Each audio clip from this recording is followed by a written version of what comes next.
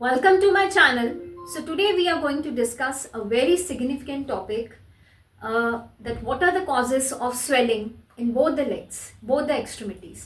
दोनों पैरों में swelling कब आती है और इसके causes क्या हो सकते हैं.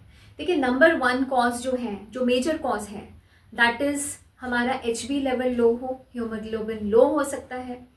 नंबर 2 हो सकता है हाइपोथायरॉयडिज्म. जिन लोगों में होता है वो एक तरह से मेडिसिन पूरी नहीं ले रहे हैं, जिसके कारण उनका थायराइड पूरी तरह से कंट्रोल नहीं है. खासकर जो 3 लेवल्स हैं जिसमें T3, T4, TSH तीनों आ जाते हैं, तो उसमें कोई एक ऐसा लेवल जो पूरी तरह से कंट्रोल नहीं है, उसके कारण भी पैरों में दर्द भी रहता है और सूजन भी होती है.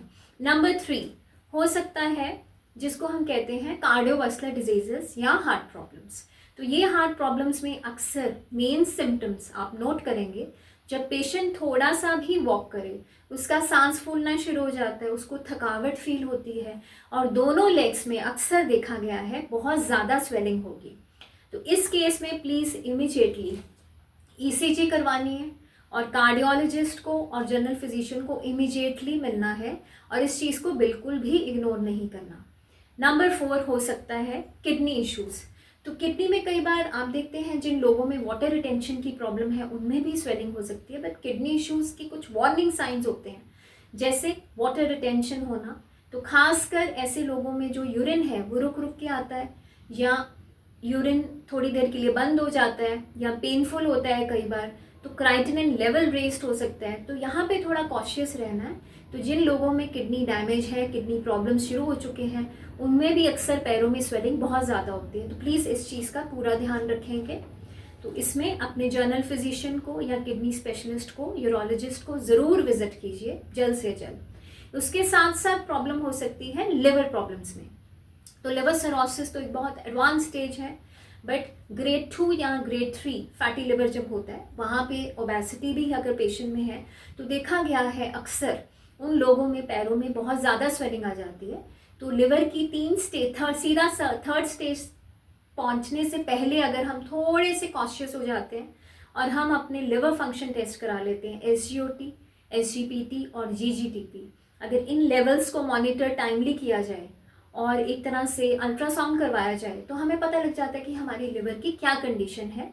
और अल्कोहलिक लोगों को जितनी भी हेल्प ले सकते हैं तो प्लीज़ बाहर से सपोर्ट लेनी चाहिए. जो अल्कोहल को विड्रॉ करना चाहते हैं या रिड्यूस करना चाहते हैं, तो they must take the support of the clinical psychologist and a general physician. उसके साथ साथ काउंसलिंग भी बहुत ज़्यादा हेल्पफुल है इस केस में. And it is very important to go through certain blood test, और इन ब्लड टेस्ट में खासकर आ जाता है HB टेस्ट करवाना है, अपना BP मॉनिटर करते रहना है, थायराइड ज़रूर टेस्ट करवाना है. HB लेवल्स के साथ साथ अपना CBC काउंट, प्लेटलेट काउंट के बॉडी में कोई इन्फेक्शन तो नहीं है जिसकी वजह से स्वेलिंग है. उसके साथ साथ इम्पॉर्टेंट हो जाता है kidney function test, liver function test.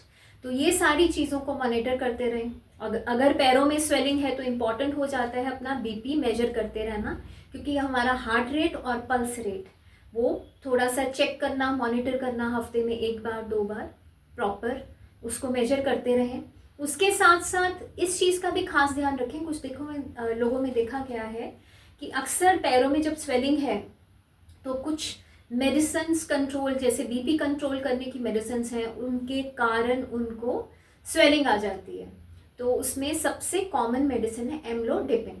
तो आप उस मेडिसिन को immediately go to a general physician और उस मेडिसिन को चेंज करवा सकते हैं. तो ये सारी चीज़ें हैं जिन चीज़ों का ध्यान रखना है और अपने आप को एक तरह से हेल्दी रहना है, अलर्ट रहना है अपने हेल्थ के लिए.